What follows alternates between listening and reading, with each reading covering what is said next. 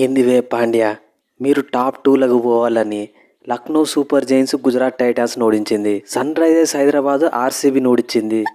మమ్మల్ని ఢిల్లీ క్యాపిటల్స్ ఓడించింది. ఆఖరికి తలా కూడా మీకోసం జీటీని ఓడించిండు. కానీ మిమ్మల్నే మేము బిసుకుతామని వాళ్ళు ఎక్స్పెక్ట్ చేయలే అసలు. ఇప్పటి వరకు మేము 5 సార్లు ట్రోఫీ గెలిచినాం. 5 సార్లు కూడా టాప్ 2లకు క్వాలిఫై అయ్యే గెలిచినాం. కానీ ఈసారి నెంబర్ 4లకు క్వాలిఫై అయ్యి ట్రోఫీ గెలవాలని ఫిక్స్ అయినా, అందుకే ఓడిపోయినాం. కవర్ డ్రైవ్లు మ్యాచ్లు ఆడాలి పాండ్యా, మ్యాచ్ అయిపోయినాక కాదు. ఎట్లున్నాయి మన స్ట్రాటజీసు? మీకున్న బౌలింగ్కి మీరు కనుక 200 కొట్టిల్లు అనుకో ఖచ్చితంగా మ్యాచ్ గెలుస్తారని నాకు తెలుసు. అందుకే మా బౌలర్లందరికీ మంచి మోటివేషన్ ఇచ్చి మీరు జస్ట్ 184 కొట్టేటట్టు చేసిన తర్వాత మా పిల్లగాళ్ళు దాన్ని వట్టిగానే చేస్తారని తెలుసు నాకు.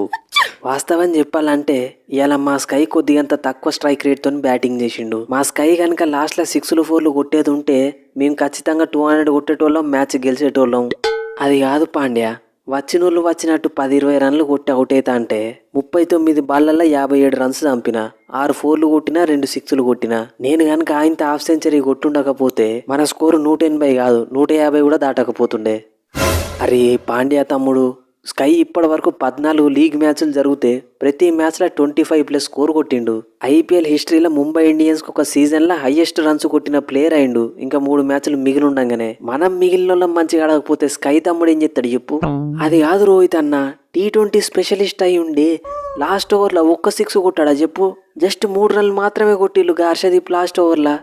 నువ్వు వాడితే నీకు తెలుస్తుంది పాండ్యా బౌలింగ్ ఎట్లేసిండో. యార్కర్ల మీద యార్కర్లు. గా ఓవర్ హర్షదీప్ కాకుండా ఇంకేమైనా నేసేది ఉంటే వట్టిగానే 20 రన్లు కొడుతుండే.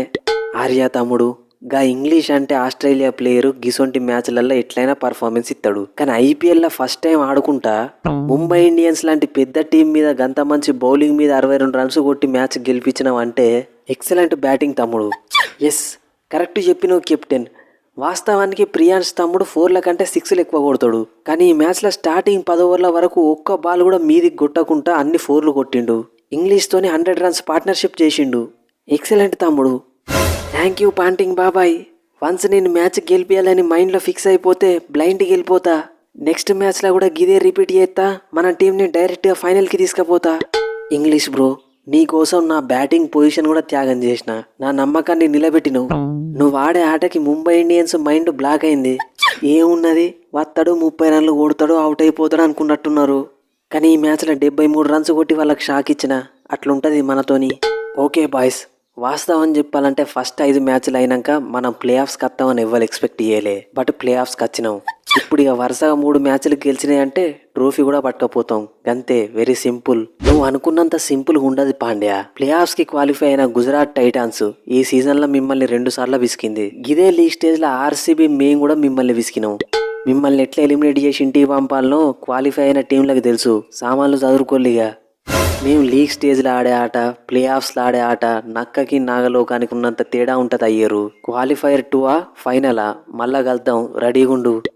I'm waiting. సో ఫ్రెండ్స్, ఈ స్పూఫ్ కనుక మీకు నచ్చితే మన ఛానల్ని సబ్స్క్రైబ్ చేసుకోవడం మర్చిపోకండి. వీడియోని లైక్ చేయండి. ఇక ఇవాళ జరగబోయే మ్యాచ్ ఆర్సీబీ వర్సెస్ ఎల్ఎస్జీకి సంబంధించిన స్పూఫ్ కూడా ఆల్రెడీ మన ఛానల్లో అప్లోడ్ అయింది. లింక్ డిస్క్రిప్షన్లో ఇస్తున్నా, చూడండి. ఇక నిన్నటి మ్యాచ్ గురించి మాట్లాడుకుంటే పంజాబ్ కింగ్స్ ఎక్సలెంట్ పర్ఫార్మెన్స్ ఇచ్చింది. ముఖ్యంగా బౌలింగ్ మాత్రం ఎక్సలెంట్ వేసిళ్ళు. ముంబై ఇండియన్స్ లాంటి బ్యాటింగ్ లైనప్ని వాళ్ళు 184కి ఆ పిచ్ మీద ఆపిల్లంటే అప్పుడే వాళ్ళు సగం మ్యాచ్ గెలిచిర్రు. వాస్తవానికి విజయ్ కుమార్ వైశాఖ్ వేసిన ఓవర్లో 23 రన్స్ వచ్చినాయి, అంటే 19th ఓవర్లో. అక్కడ మూమెంటం మళ్ళీ ముంబై వైపు షిఫ్ట్ అయింది. కానీ హర్షదీప్ సింగ్ వచ్చి మళ్ళీ లాస్ట్ ఓవర్లో జస్ట్ 3 రన్స్ ఇచ్చి మూమెంటంని మళ్ళీ పీవీకేఎస్ వైపు షిఫ్ట్ చేసిండు. ఇక తర్వాత ప్రియాన్షార్య, జాష్ ఇంగ్లీష్ అసలు రిస్కే తీసుకోకుండా బ్యాటింగ్ చేసి పంజాబ్ కింగ్స్ని అయితే గెలిపించిళ్ళు. ఇక ప్లే ఆఫ్స్ మ్యాచ్లో పీవీకేఎస్కి అయితే మార్కో ఎన్సన్ అవైలబుల్ ఉన్నాడు. సో అదైతే పెద్ద లాస్. చూడాలి ఎట్లా ఆడతారో. ఇక ముంబై ఇండియన్స్ కంబ్యాక్ ఇస్తారా ఇయర్ అన్నది కూడా చూడాలి. వాళ్ళతో ఎలిమినేటర్ మ్యాక్సిమం ఆర్సీబీ లేకపోతే గుజరాత్ టైటాన్స్ ఆడే ఛాన్స్ ఉన్నది. నెక్స్ట్ వీడియోలో మళ్ళీ కలుద్దాం. Thanks for your love and support.